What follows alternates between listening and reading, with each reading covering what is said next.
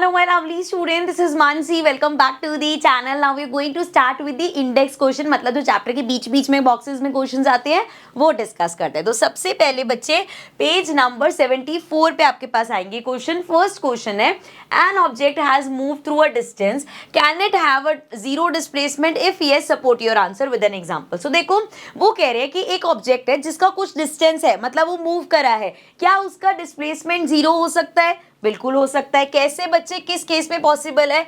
अगर मान लो किसी ने ए पॉइंट से स्टार्ट किया एंड देन वो गया बी पॉइंट तक एंड देन वापस ए पॉइंट पे ही आ गया. सो यहाँ पे जब भी हम डिस्प्लेसमेंट देखते हैं, अगर आपका स्टार्टिंग पॉइंट, इनिशियल पॉइंट और फाइनल पॉइंट दोनों सेम है तो डिस्प्लेसमेंट जीरो होती है. ठीक है, अब इसको कैसे लिखेंगे?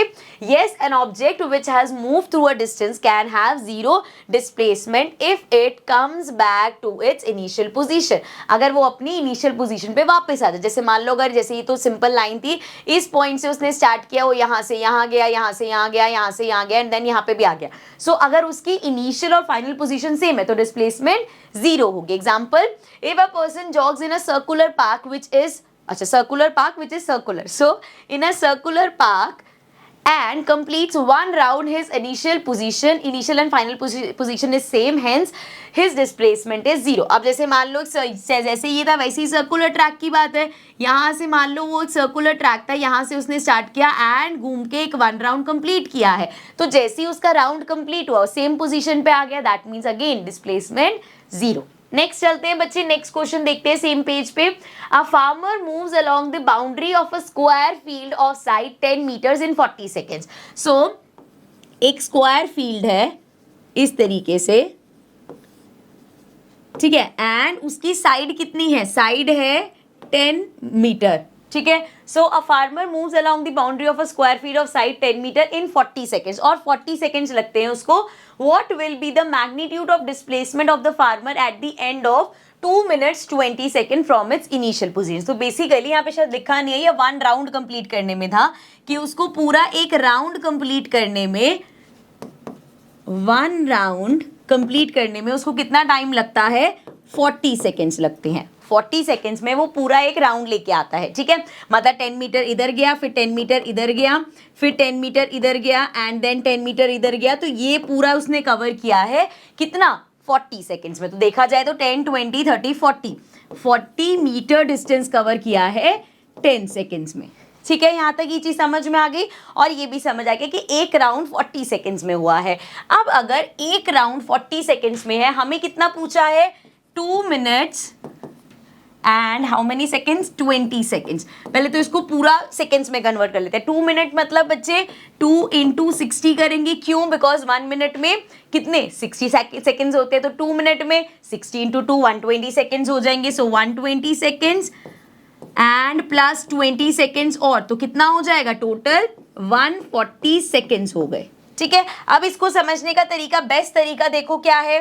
पहले हम देखते हैं कि उसने टोटल कितने राउंड लगाए. सो अगर 40 सेकेंड्स में 1 राउंड लग रहा है, अगर 40 सेकेंड में 1 राउंड लग रहा है तो भाई 1 सेकेंड में कितना राउंड लगेगा? 1/40 राउंड लगेगा. अगर 40 सेकेंड में आप पूरा एक राउंड कंप्लीट कर रहे हो तो 1 सेकेंड में आपने पूरे इस राउंड का 1/4 किया, 1/40 किया है. ठीक है, 1 सेकेंड में इतना है तो 140 सेकेंड में कितना होगा? सो 140 सेकेंड के लिए मल्टीप्लाई कर देंगे 140 इंटू 1/40. ठीक है, ये बेसिक मैथ्स की तरह करा रही हूँ मैं आपको. सो 0 से 0 कैंसिल हो जाएगा एंड इसको करेंगे तो 4 3 12 बचा 2 20 आ जाएगा 5 पॉइंट लगा के. सो 3.5 राउंड्स. अब यहाँ पे इसका क्या मतलब है कि 140 सेकेंड में जितना टाइम पीरियड पे उन्होंने हमसे पूछा है, इतने टाइम में वो कितने राउंड लगा लेगा? 3 राउंड्स एंड हाफ राउंड. 3 पूरे राउंड और एक हाफ राउंड लगा लिया. ठीक है, एक बार दोबारा क्वेश्चन में देख लेते हैं. हमसे पूछा क्या है? हमसे पूछा है what will be the magnitude of displacement of the farmer at the end of इतने मिनट के बाद उसका डिस्प्लेसमेंट कितना होगा. तो देखो मान लो ए पॉइंट से उसने स्टार्ट किया है. सो अज्यूमिंग इस ए पॉइंट से स्टार्ट किया तो बच्चे यहाँ से ऐसे गया गया गया गया, कितना टाइम लगा? एक राउंड लगा. ठीक है, 40 सेकेंड्स में. दूसरा राउंड फिर गया गया गया गया वापस आ गया. 2 राउंड. तीसरा राउंड फिर गया गया गया गया वापस आ गया. 3 राउंड लगे. अब उसके बाद हाफ राउंड लिया है तो 3 राउंड पूरे. हाफ का मतलब क्या है? यहाँ गया बस. 3 राउंड पूरे, एक आधा। अब देखो भाई, अगर ऐसी कोई चीज है, इसका आधा, अगर ये पूरा है तो आधा यही तो माना जाएगा कि ये आधा मान लो, ये आधा मान लो, कैसे भी हाफ मान लो। सो वो इस पोजीशन पे था तो उसने हाफ राउंड और लिया है, विच मीन्स कि उसकी इनिशियल पोजीशन ये थी, फाइनल पोजीशन यहां पे होगी। लेट्स सपोज इसको नाम दे दिया हमने बी, ठीक है। सो उसकी इनिशियल पोजीशन ए थी, फाइनल पोजीशन बी थी।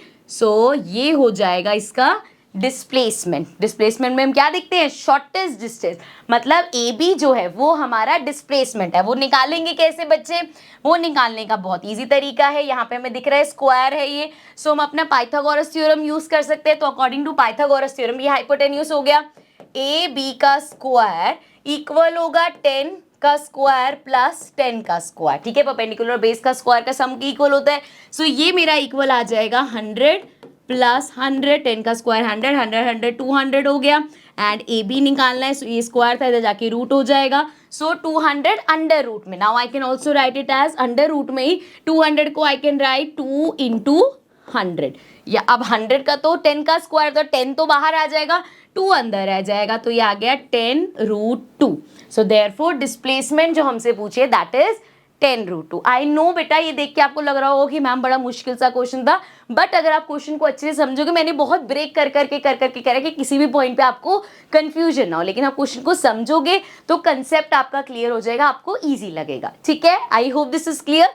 चलो नेक्स्ट क्वेश्चन पे चलते हैं। नेक्स्ट क्वेश्चन, क्वेश्चन 3 है, which of the following is true for displacement. इनमें से डिस्प्लेसमेंट के लिए क्या सही है, it can not be zero. Displacement तो जीरो हो सकता है, अभी फर्स्ट क्वेश्चन में डिस्कस करके आए हैं। अगर फाइनल पोजीशन और इनिशियल पोजीशन दोनों सेम है तो डिस्प्लेसमेंट जीरो होता है, मतलब ये तो गलत है स्टेटमेंट डिस्प्लेसमेंट के लिए। हाँ, अगर कहते distance can not be zero, वो हमारा ट्रू हो सकता था।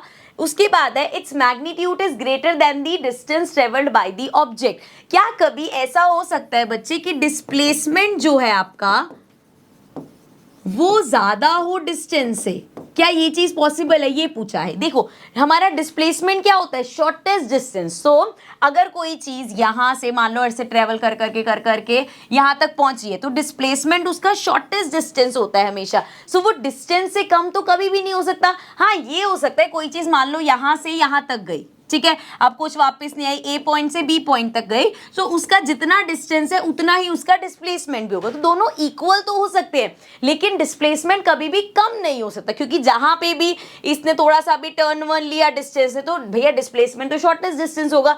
सो डिस्प्लेसमेंट या तो इक्वल होगा डिस्टेंस के, जैसे ये केस है, या हमेशा कम होगा। So this is also not true. उसका मैग्नीट्यूड कभी भी, मैग्नीट्यूड बेसिकली मतलब उसकी वैल्यू, ठीक है, उसकी वैल्यू कभी भी हमारे डिस्टेंस से कम नहीं हो सकती, ठीक है। चलो आगे बढ़ जाते हैं। Now we have on page number 76, next questions का बैच हमारा 76 पेज पे है। फर्स्ट क्वेश्चन है distinguish between speed and velocity. Speed और वेलोसिटी में क्या डिफरेंस है। So speed is defined as the distance travelled by a body in a given interval of time, and ये क्या होता है, it is defined as displacement in given point of time, ठीक है। It is a scalar quantity, ये हमारी scalar होती है बिकॉज इसमें डायरेक्शन का कोई लेना देना नहीं है, only magnitude. And it is a vector quantity because इसमें मैग्नीट्यूड के साथ डायरेक्शन भी आ जाता है। नेक्स्ट स्पीड का फॉर्मूला होता है डिस्टेंस अपॉन टाइम, इसका फॉर्मूला होता है डिस्प्लेसमेंट अपॉन टाइम। फर्स्ट और third point one of the same thing है। नेक्स्ट है speed of a body is positive और जीरो। अब देखो किसी भी ऑब्जेक्ट की जो स्पीड है वो जीरो हो सकती है अगर वो रेस्ट पे है, पॉजिटिव हो सकती है अगर जैसे ही वो मूव करेगा उसकी स्पीड पॉजिटिव होगी। लेकिन जब हम वेलोसिटी की बात करते हैं तो वेलोसिटी के हमने कितने केसेस देखे हैं जिसमें पॉजिटिव भी होती है, नेगेटिव भी होती है, जीरो भी। तो वेलोसिटी हमारी क्योंकि डायरेक्शन बेस्ड होती है, जिस डायरेक्शन में जा रही है वो मैटर करेगा, इसीलिए वो पॉजिटिव, नेगेटिव, जीरो सब हो सकते हैं। स्पीड लेकिन नेगेटिव कभी भी नहीं हो सकती।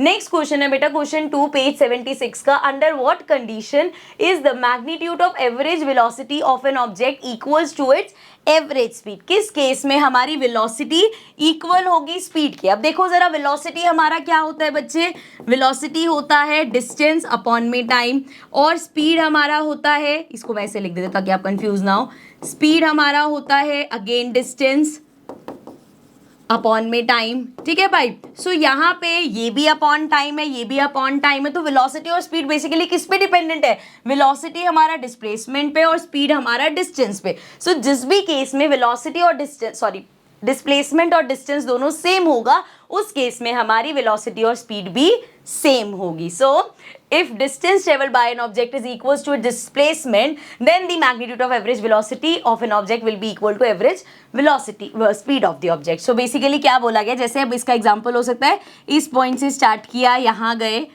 ठीक है, लीनियर में एक पॉइंट स्ट्रेट लाइन में आपने ट्रेवल किया, भाई यहाँ पे कोई मूवमेंट नहीं है, कुछ चेंज नहीं है. सो इसका डिस्टेंस अगर 5 किलोमीटर है तो इसका डिस्प्लेसमेंट भी 5 किलोमीटर है, क्योंकि ये शॉर्टेस्ट डिस्टेंस ऑलरेडी है, इसका और कोई शॉर्टेस्ट डिस्टेंस हो नहीं सकता. सो जब डिस्टेंस डिस्प्लेसमेंट दोनों सेम होगा तो अपने आप ही वेलोसिटी और स्पीड भी सेम आएगी. ठीक है बच्चे, चलो आगे बढ़ जाते हैं. नेक्स्ट थर्ड क्वेश्चन है, what does the odometer of an automobile measures. So odometer अभी क्वेश्चन भी किया था हमने एग्जांपल्स में. ऑडोमीटर इस तरीके का होता है, आपने देखा होगा गाड़ियों में, बाइक में जब हम चलाते हैं तो ऐसे यहाँ पे स्पीड बताता है कितनी स्पीड पे चल रही है, ये ऊपर नीचे होता है, ठीक है. एंड यहाँ पे अगर आप देखोगे तो बच्चे इधर हमारा ये बताता है कि गाड़ी कितने किलोमीटर, जब से मतलब गाड़ी बनी है, स्टार्ट हुई है, कितने किलोमीटर इसने ट्रेवल किया, तो डिस्टेंस बताता है. ये तो जैसे अगर सिर्फ इसकी बात करें तो इसको स्पीडोमीटर बोलते हैं. यहाँ पे जो डिटेल्स दे रखी है ये हमारा ऑडोमीटर बताता है. So the odometer of an automobile measures the distance covered by that automobile. तो कितना डिस्टेंस उसने कवर किया है ये बताता है. ठीक है बच्चे, चलो आगे चलते हैं. Question 4 says what does the path of an object look like when it is in uniform motion. कोई भी चीज जब यूनिफॉर्म मोशन में होती है, it travels in a straight line. ठीक है, so the path of an object in uniform motion is a straight line. Okay बच्चे, next fifth question है इसी पेज पे. during an experiment a signal from a spaceship reached the ground station in 5 minutes. तो T दे रखा है भाई, जो जो देखा है साथ साथ लिखते हुए चलते हैं. 5 minutes. What was the distance of the spaceship from the ground station? so कितना डिस्टेंस था स्पेसशिप का, ये हमें निकालना है, मतलब एस हमें फाइंड आउट करना है. The signal travels at the speed of light, light की स्पीड से ट्रेवल किया which is 3 × 10 raised to the power 8. So speed हमें दे रखी है 3 × 10 raised to the power 8 metre per second. तो मीटर पर सेकेंड में है, हमें इसको भी कन्वर्ट करना पड़ेगा. मिनट्स में है, इसको सेकेंड्स में कन्वर्ट करेंगे बेटा, सिंपल. 5 × 60 कर देंगे, 6 5 30, ये हो जाएगा 300 सेकेंड. सो सिंपल क्वेश्चन है, स्पीड दे रखी है, टाइम दे रखा है, डिस्टेंस निकालना है. So we know that distance हमारा इक्वल होता है, याद है छोटी क्लास में इसको ऐसे करते थे, एक सर्कल बनाया, इसमें ऊपर डिस्टेंस होता है, नीचे स्पीड और टाइम होता है. तो अगर स्पीड निकालना है तो वो डिस्टेंस अपॉन टाइम होता है. टाइम निकाल रहे हो, टाइम को कवर कर लो, डिस्टेंस अपॉन स्पीड आ गया. एंड डिस्टेंस निकाल रहे हो, इसको कवर कर लो, दोनों मल्टीप्लाई हो रहे हैं. सो डिस्टेंस हमारा होता है स्पीड इनटू में टाइम.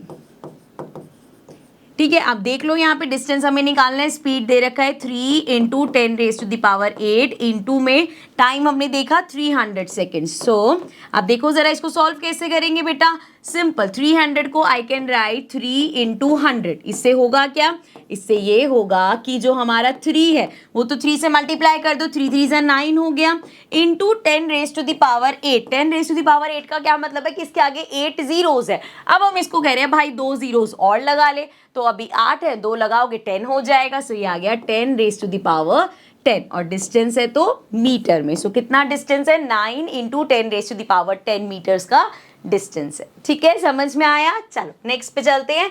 पेज 76 पे है बेटा first question. When will you say a body is in uniform acceleration या नॉन यूनिफॉर्म एक्सेलरेशन. सो एक बॉडी यूनिफॉर्म एक्सेलरेशन में या नॉन यूनिफॉर्म एक्सेलरेशन में होगी, कब कब, कैसे कैसे केसेस में. पहला तो देखो यूनिफॉर्म एक्सेलरेशन होगा अगर एक स्ट्रेट लाइन में ट्रेवल कर रही है, सो यूनिफॉर्म एक्सेलरेशन होगा. An object is said to have a uniform acceleration if it travels in a straight line. दूसरा, एक्सेलरेशन की जब भी बात करते हैं तो एक्सेलरेशन हमारा डिपेंड करता है चेंज इन वेलोसिटी अपॉन में टाइम. ठीक है, टाइम के साथ वेलोसिटी अगर चेंज हो रही है तो हमारा एक्सेलरेशन होगा. अब अगर हम यूनिफॉर्म एक्सेलरेशन की बात करें तो अगर आपकी जो वेलोसिटी है वो यूनिफॉर्मली चेंज हो रही है, मतलब इक्वल टाइम इंटरवल पे इक्वल चेंज आ रहे हैं, यूनिफॉर्मली वेलोसिटी चाहे कम हो चाहे ज्यादा हो, तो हमारा जो एक्सेलरेशन है वो यूनिफॉर्म एक्सेलरेशन होगा. So its velocity changes increases और decreases by equal amount in equal time interval, तो हमारा यूनिफॉर्म एक्सेलरेशन होगा. एंड यही वेलोसिटी अगर चेंज हो रही है अनइक्वल टाइम इंटरवल में, अनइक्वल चेंज आ रहा है, दैट मीन्स हमारा जो एक्सेलरेशन होगा वो नॉन यूनिफॉर्म होगा. सो non-uniform acceleration, an object is said to have a non-uniform acceleration if its velocity changes, increases or decreases by unequal amounts in unequal time interval, तो हमारा नॉन यूनिफॉर्म एक्सेलरेशन होगा। ठीक है, clear है। चलो आगे बढ़ जाते हैं बच्चे। नेक्स्ट क्वेश्चन है हमारा, अब bus decreases its speed from 80 kilometre per hour to 60 kilometre per hour in 5 second, find the acceleration of bus. So यहाँ पे डिक्रीज किया है उसने, इनिशियली क्या थी 80 किलोमीटर पर आवर की स्पीड पे थी, एंड फाइनल वेलोसिटी क्या हो गई उसकी 60 किलोमीटर पर आवर की स्पीड हो गई। नाउ हमारे को टाइम दे रखा है, ये कब हुआ 5 सेकेंड्स में हुआ। सो अब क्या करना है, एक्सेलरेशन निकालना है। सिंपल, हमें पता है एक्सेलरेशन होता है v minus u upon T, लेकिन यहाँ पे क्या है किलोमीटर पर आवर में, तो पहले इसको चेंज करना पड़ेगा मीटर पर सेकेंड में। सो इसको मीटर पर सेकेंड में करोगे 80 इंटू में 1000 अपॉन में 3600, जीरो से जीरो कैंसिल, जीरो से जीरो कैंसिल, इसको अगर कैंसिल करेंगे 2 के टेबल से करें आगे, सो ये हमारा हो जाएगा 40 एंड 36 को करेंगे, वैसे हम 2 के टेबल से क्यों 4 की टेबल से करते हैं ना। सो ये हो जाएगा 4 2 ज़ा, ये आ गया 20, 4 9 ज़ा, एंड इसके अलावा तो और कुछ भी कट नहीं हो रहा, 29 से दोनों में से कोई भी नहीं होगा, तो ये आ गया हमारा 200 अपॉन में 9। ज़रा इसको डिवाइड करके देखो, 9 को डिवाइड करो 200 से, ये आ जाएगा बेटा हमारे पास 9 इंटू 2 18 हो जाएगा, ये आ गया 0, फिर से 20 आ गया हमारे पास, तो 20 फिर से 2 से करेंगे, ये हो जाएगा 18, फिर डॉट लगा दे मतलब रेसिमल लगा देंगे 20, तो ये चलता जाएगा। सो बेसिकली 22.22 ये आगे ऐसे चलता रहेगा, मीटर पर सेकेंड में कर दिया हमने इसको। नेक्स्ट हमें करना है 60 वाले को, तो अगेन 60 इंटू 1000 अपॉन में 3600, जीरो से जीरो कैंसिल, जीरो से जीरो कैंसिल, 6 के टेबल से कट कर देते हैं, 6 10 ज़ा एंड 6 6 ज़ा 36, 6 और ये कट हो जाएगा, 10 आता है 2 के टेबल में 5 पे और ये आता है 3 पे, 10 इंटू 5 इज 50, 50 को करना है 3 से, सो 50 डिवाइडेड बाई 3 इज 3 1 ज़ा 3 होगा, ये आ जाएगा हमारा 20, 6 से करेंगे आ जाएगा 18, ये आ गया 2 पॉइंट लगा देंगे 20, फिर से 6 से करेंगे 18 एंड अभी चलता जाएगा, तो we can write it as 16.66 metre per second. 16.67 भी लिख सकते हो, one of the same thing, and यहाँ पे भी सेम ऐसे कर, मतलब बेसिकली राउंड ऑफ कर सकते हो, बट ऐसे लिखना चाहो तो ऐसे भी लिख सकते हो। इसको अब रब कर लेते हैं। सो यहाँ पे अभी हमने कन्वर्ट कर लिया बच्चे किलोमीटर पर आवर से हमारा मीटर पर सेकेंड में, फॉर्मूला में वैल्यूज पुट कर देते हैं। So we have final velocity कितनी है 16.66 माइनस इनिशियल कितनी है 22.22 अपॉन में टाइम कितना था 5 सेकेंड्स लगे थे। इसको ज़रा माइनस करके देख लो, यहाँ पे लिखते हैं इसको, एंड कोई गलती ना हो इसलिए यहाँ पे इसको सबट्रैक्ट करते हैं 16.66। वैसे तो आप ओरली भी करना चाहो तो कर सकते हो। सो 22.22 में से 16.66 माइनस करना है, 12 में से 6 माइनस किया 6 आ जाएगा, ये हो गया 11, 11 में से 6 माइनस करेंगे 5 आ जाएगा, ये भी अगेन 11 हो गया, 11 में से 6 माइनस करोगे फिर से 5 आ जाएगा। सो ये हमारा आ गया 5.56, लेकिन माइनस, क्योंकि बड़े वाले के साथ माइनस का साइन है। सो माइनस 5.56 अपॉन में 5 डिवाइड कर लो, 5 1 ज़ा 5, अब ये तो ओरली कर रही हूँ मैं, आप करना चाहो तो अगेन डिवाइड करके पूरा देख सकते हो। 5 1 ज़ा 5, 5 1 ज़ा 5, अगेन 5 1 ज़ा 5, 10 आ जाएगा तो 2 आ जाएगा ये। सो ये आ गया माइनस 1.112, सिर्फ 1 भी लिखोगे चलेगा। This is metre per second square, ठीक है, क्योंकि एक्सेलरेशन निकाला है। ठीक है, आई होप क्वेश्चन अच्छे से समझ में आ गया होगा बच्चे, सिर्फ कैलकुलेशंस है यहाँ पे, और ये गलती नहीं करनी कि आप डायरेक्ट किलोमीटर पर आवर वाला कर दो, हमेशा कन्वर्ट करना याद रखना। ओके बेटा, चलो आगे बढ़ जाते हैं। नेक्स्ट है हमारे पास पेज 76 पे ही third question. Question says a train starting from a railway station and moving with a uniform acceleration attains a speed of 40 kilometre per hour in 10 minutes, find its acceleration. So a train starting from a railway station, अगर वो start कर रही है that means उसका initial position क्या होगा u equals to 0 होगा। सो इसका u इक्वल्स टू 0 हो गया, एंड देन उसने कितनी स्पीड अटेन कर ली, वेलोसिटी कितनी हो गई 40 किलोमीटर पर आवर, और कितने टाइम पीरियड में करा है बच्चे, ये 10 मिनट्स में किया है। सो एक्सेलरेशन निकालना है, v u t तीनों है, बहुत ईजी है, लेकिन पहले क्या करना है, पहले इनको कन्वर्ट करना है। ये तो 0 है, अब क्या चाहे किलोमीटर पर आवर हो चाहे मीटर पर सेकेंड हो। अब इसको जब आप चेंज करोगे ये हो जाएगा 40 अपॉन में नहीं, इंटू में 1000 अपॉन में 3600, जीरो से जीरो कैंसिल, जीरो से जीरो कैंसिल, 4 के टेबल से करेंगे, ये आ जाएगा 10, ये आ जाएगा 9, फर्दर कट होगा नहीं तो ये आ गया 100/9 which will be equal to 9 1 9, 10 आएगा, फिर 1 1 करेंगे, फिर 1 आएगा, तो ये ऐसे चलता रहेगा 11.1111, ठीक है। सो ये आ गया हमारा। टाइम को चेंज करेंगे, 10 मिनट्स दे रखे, सेकेंड में चेंज करना है, मल्टीप्लाई बाय 60, सो ये हो जाएगा 6 1 6, तो ये आ जाएगा 600 सेकेंड्स। चलो अब फॉर्मूला लगाते हैं। एक्सेलरेशन हमारा होता है v माइनस यू अपॉन में t। सो v कितना है बच्चे यहाँ पे 11.1 माइनस कर देंगे 0 अपॉन में t कितना है 600, सो ये आ गया 11.1 अपॉन में 600, ठीक है। अब इसको ध्यान से देखना क्योंकि यहाँ पे गलती हो सकती है।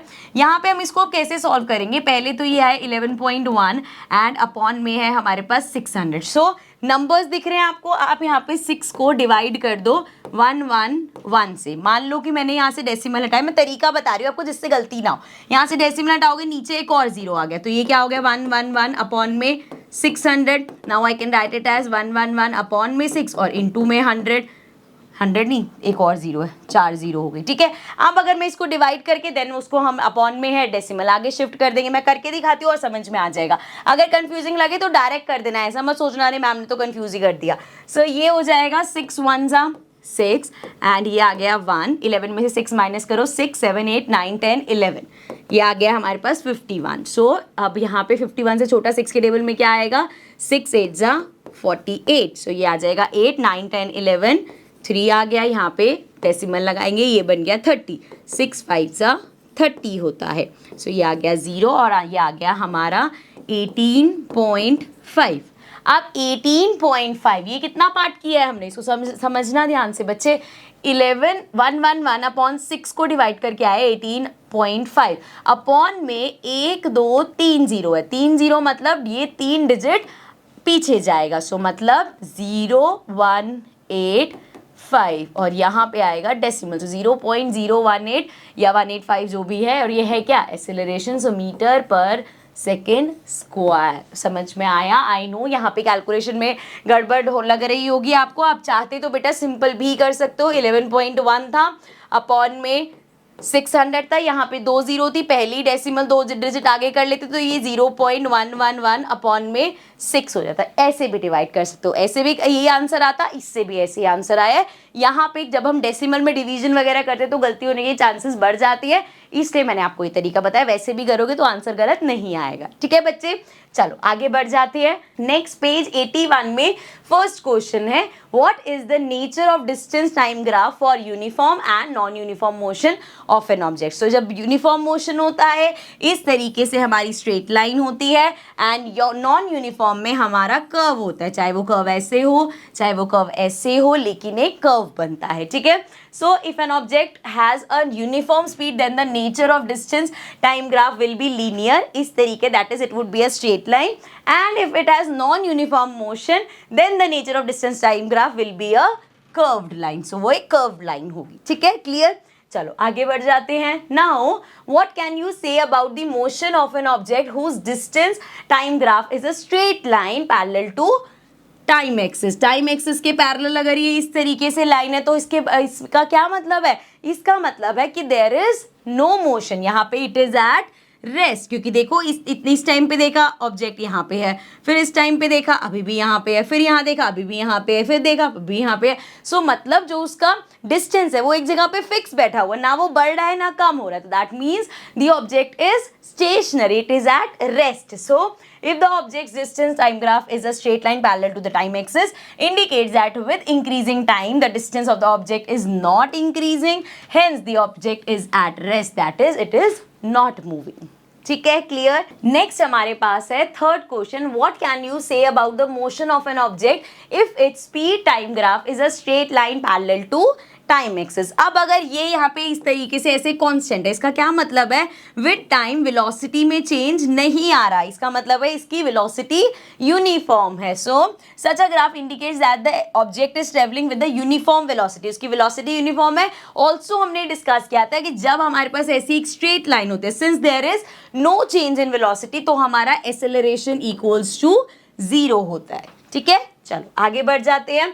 नेक्स्ट बच्चे अगेन इसी पेज पे क्वेश्चन फोर्थ है, what is the quantity which is measured by the area occupied below the velocity time graph. So velocity time graph के जो नीचे का एरिया होता है इससे हम क्या निकालते हैं, ये क्या होता है हमारा, this calculates the distance. Velocity time graph के नीचे वाला एरिया हमें डिस्टेंस बताता है। The area occupied below the velocity time graph measuring the distance moved by any object. So वो हमें डिस्टेंस बताता है। नेक्स्ट है बेटा पेज नंबर 82 पे। अब हमारे पास यहाँ पे कुछ न्यूमेरिकल्स है बेस्ड ऑन आर, वो जो हमने इक्वेशंस 3 करी हैं उसके बेसिस पे हमारे पास न्यूमेरिकल्स स्टार्ट करते हैं। So the first question says a bus starting from rest moves with a uniform acceleration of 0.1 metre per second square. ये जो आपको कंफ्यूजन हो रही है बेटा, ये कुछ नहीं है, it is basically metre per second square, या ऐसे लिखा जाता है मीटर सेकेंड -2, ठीक है।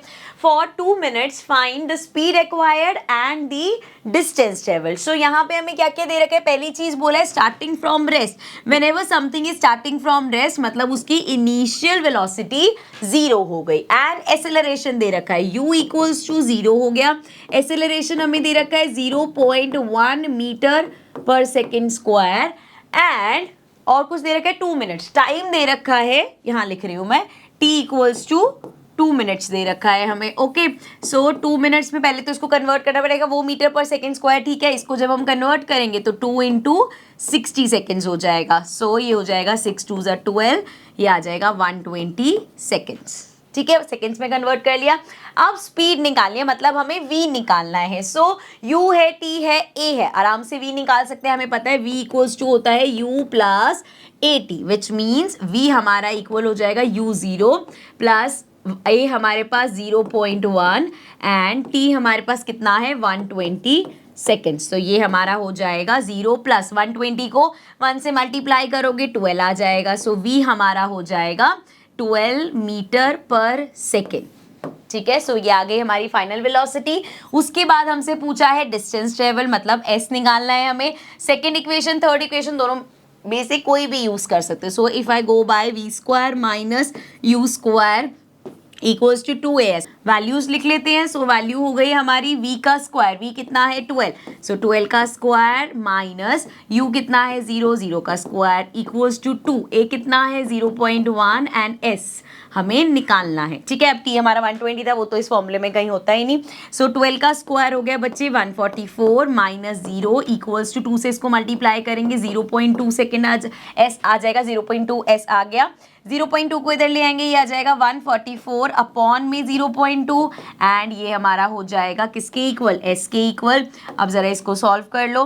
अगर यहाँ से पहली मैं डेसिमल हटा के ऊपर 0 लगा दूँ, 2 से इसको कैंसिल करूंगी, ये आ जाएगा 2 7 ज़ा 14, 2 2 ज़ा 4 एंड 0 ज़ा 0। तो s हमारा आ गया 720 मीटर्स, ठीक है। I hope this is clear. दो चीजें निकालनी थी, s निकालना था, डिस्टेंस निकालना था, 720 हो गया। दूसरा हमें क्या निकालना था, final velocity, that is 12। So final speed हमारी 12 आ गई एक्वायर्ड, एंड डिस्टेंस ट्रेवल्ड हमारा कितना आ गया 720 मीटर्स, ठीक है। नेक्स्ट पे चलते हैं। Question 2 says a train is travelling at a speed of 90 kilometre per hour. इस स्पीड पे वो चल रही थी।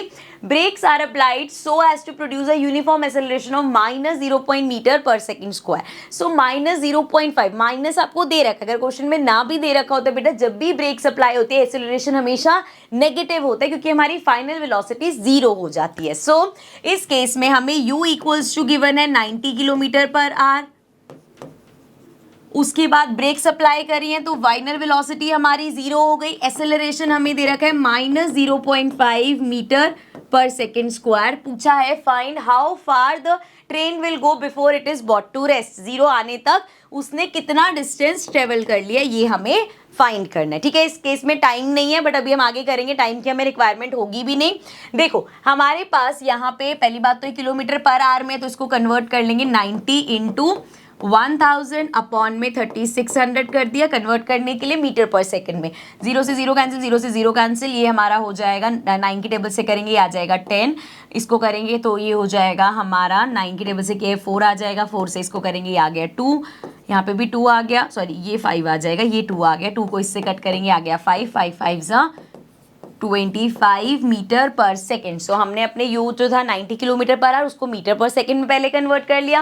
अब हमारे पास u है, v है, a है, s निकालना है। हमारी जो लास्ट इक्वेशन थी बेटा which is v square minus u square equals to 2as। अब इस इक्वेशन में आप देखोगे इसमें t है ही नहीं। अगर आप ऐसे करते हो कि मुझे यार इस इक्वेशन से करना था जो हमारी होती है s equals to ut plus half at square, अगर आप इस इक्वेशन पे जाना चाहते हो तो पहले आपको t फाइंड करना पड़ेगा एंड देन करोगे। बट हम क्यों ऐसे करें, जब हमारे पास ऑलरेडी एक ऐसी इक्वेशन है जिसमें हमें t की जरूरत ही नहीं है, तो हम यहाँ पे करेंगे ना। v कितना है 0, ये हो गया 0 का स्क्वायर माइनस u कितना है अभी हमने कन्वर्ट किया, ये आ गया 25 का स्क्वायर। सो ये हो जाएगा 2a है माइनस 0.5 एंड s हमें निकालना है। सो ये हो गया 0 का स्क्वायर 0 माइनस 25 का अगर हम स्क्वायर करेंगे 625 आएगा एंड बाहर माइनस का साइन है, ठीक है। सो माइनस 625 आ गया, क्योंकि बेसिकली क्या है 0 का स्क्वायर 0, 0 में से 625 माइनस करोगे तो माइनस 625 ही तो आएगा। नाउ इधर की अगर हम बात करें तो यहाँ पे क्या होगा 5 2 ज़ा 10, सो डेसिमल लगेगा यहाँ पे। सो ये आ जाएगा माइनस का 1, सो ये आ गया माइनस का 1 इंटू एस, 1 से माइनस कैंसिल। सो यहाँ पे क्या है भाई 1 यहाँ मल्टीप्लाई और जाके डिवाइड होगा, बेसिकली एस आपका क्या आ गया 625 मीटर। सो हमारा एस आ गया 625 मीटर, यही डिस्टेंस हमें निकालना था। सो मतलब ब्रेक लगाने के बाद 625 मीटर तक वो आगे डिस्टेंस उसने ट्रेवल किया, ठीक है बच्चे। नेक्स्ट क्वेश्चन देखते हैं, third question. A trolley while going down an incline plane has an acceleration of 2 centimetre per second. So ए हमें क्या गिवन है 2 centimetre per second square. What will be its velocity 3 second after the start. So अब वो जब start हुआ, पहली बात तो रेस्ट से स्टार्ट हुआ है 0 होगा, v हमें निकालना है एंड t हमें दे रखा है 3 सेकेंड्स। ओके, सो ये सब चीजें दे रखी है, बट यहाँ पे देखो ये मीटर पर सेकेंड स्क्वायर में होना चाहिए, सेंटीमीटर में दे रखा है। सो सबसे पहले इसको कन्वर्ट करना पड़ेगा। 1 मीटर हमारा 100 सेंटीमीटर के इक्वल होता है। इसका मतलब 1 सेंटीमीटर कितना हो गया बेटा 1/100 मतलब 0.01 इतना मीटर हो गया, ठीक है। अब हमें किसको कन्वर्ट करना है 2 सेंटीमीटर को। अब यहाँ पे देखो ये सेकेंड स्क्वायर है, इसको छेड़ने की जरूरत नहीं है, तो 2 सेंटीमीटर को करेंगे 2 इंटू 0.01 हो जाएगा, मतलब 0.02 मीटर हो जाएगा हमारा। सो ये आ गया 0.02 मीटर पर सेकेंड स्क्वायर, ठीक है, क्लियर। सो ये एक्सेलरेशन हो गया। अब u भी है, v भी है, t भी है, हमें निकालना क्या है, we have to find v, मतलब फाइनल वेलोसिटी। अच्छा v मैंने बोल दिया है, a है, u है, t है, सिंपल अपना फॉर्मूला लगाएंगे v equals to u plus a t. So ये हमारा हो जाएगा u कितना है, u अभी था ना 0 प्लस एक्सेलरेशन कितना है 0.02 टाइम कितना है 3 सेकेंड। सो ये आ जाएगा 0.3 2 ज़ा 6, तो 0.06 मीटर पर सेकेंड, ये आ जाएगी हमारी फाइनल वेलोसिटी, ठीक है बच्चे। सिंपल था क्वेश्चन। नेक्स्ट क्वेश्चन पे चलते हैं। Fourth question says a racing car has a uniform acceleration of 4 metre per second square. तो एक्सेलरेशन गिवन है 4 मीटर पर सेकेंड स्क्वायर।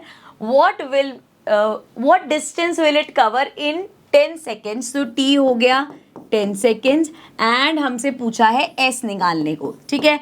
अब यहाँ पे बोला है स्टार्ट होने की बात, तो मतलब अब भैया ये मान के चलना पड़ेगा कि जब वो स्टार्ट हुई वो रेस्ट से स्टार्ट हुई होगी। सो u हम मान लेते हैं 0, v हमें निकालना है। सो कैसे निकालेंगे, a है, t है, u है, v फाइंड कर लेंगे। v का फॉर्मूला क्या होता है u plus a t. So ये हमारा हो जाएगा u0 प्लस a कितना है एक्सेलरेशन 4 एंड टाइम कितना लगा 10 सेकेंड्स। सो ये आ गया 40 मीटर पर सेकेंड, ठीक है, क्लियर। v आ गया अब हमारे पास।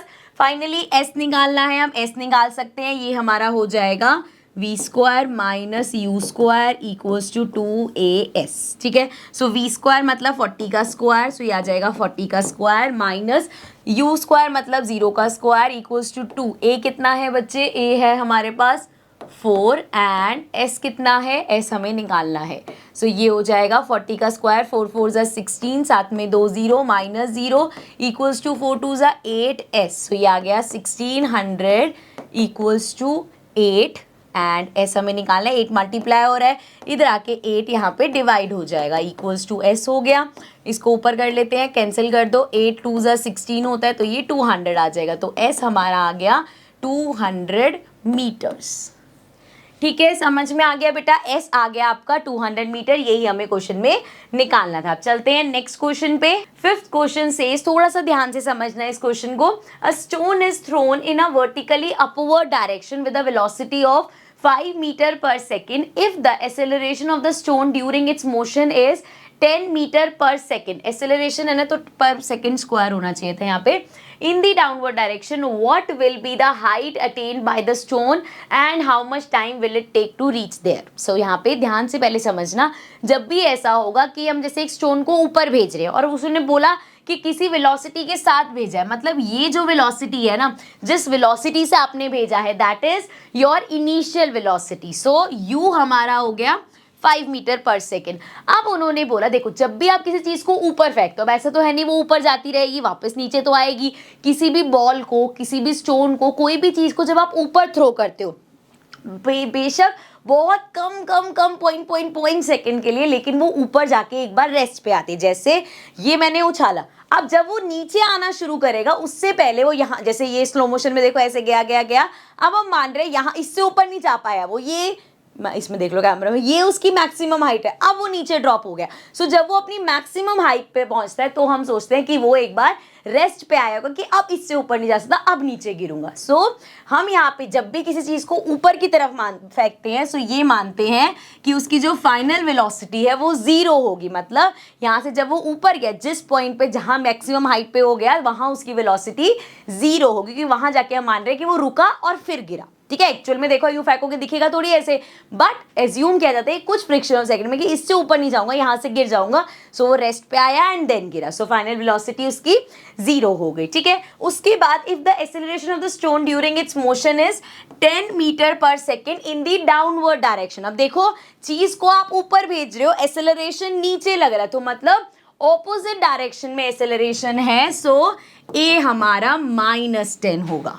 ठीक है, मीटर पर सेकेंड स्क्वायर। ठीक है बच्चे, उसके बाद बोला है what will be the height attend. अब अगर स्टोन यहां से यहां तक गया, ठीक है, हम मान रहे हैं उसकी यू थी, इस वेलोसिटी पे हमने भेजा एंड फाइनल वेलोसिटी इसकी 0 होगी। सो जितना उसने डिस्टेंस ट्रेवल किया, ये हमें एस निकालना है, बेसिकली जितनी हाइट तक वो गया ये निकालना है। सो मतलब आपको यहाँ पे एस निकालना है, कितना डिस्टेंस ट्रेवल किया उसने and how much time will it take to reach there, और उसको कितना टाइम लगा वो निकालना है। सो हमें एस निकालना है और टी निकालना है। ठीक है, सो स्टार्ट करते हैं। ए हमारे पास है, यू हमारे पास है एंड वी हमारे पास है। सो ए यू वी से हम टी निकाल सकते हैं, चाहे वी वाला फॉर्मूला लिख लो या सिंपल एक्सेलरेशन का लिख लो, v minus u upon t, एक ही बात है। So if I write v equals to u plus a t, so यहाँ से वी क्या है 0, u क्या है हमारा 5 plus acceleration is -10 and t हमें यहाँ से मिल जाएगा। सो ये हो जाएगा 5 माइनस 10t। सो ये हमारा हो जाएगा, 5 को अगर मैं इधर भेज दूँ तो ये हो जाएगा माइनस का 5 इधर, यहाँ माइनस का 10t है, माइनस से माइनस कैंसिल, 10 यहाँ मल्टीप्लाई हो रहा है, इधर आके डिवाइड हो जाएगा। सो t हमारा आ गया 5/10, मतलब इसको कैंसिल करो, 5 1 ज़ा 5, 5 2 ज़ा 10। सो t हमारा हो जाएगा 2 0 ज़ा 0.5 सेकेंड। सो टाइम निकालना था, ये आ गया 0.5 सेकेंड। अब हमें s निकालना है, तो अपने किसी भी सेकेंड या थर्ड फॉर्मूले से निकाल सकते हैं। If I go by v square minus u square equals to 2as। So ये हो जाएगा v कितना है 0, 0 का स्क्वायर माइनस u कितना है 5 का square equals to 2, acceleration -10 and s हमारा क्या है हमें निकालना है।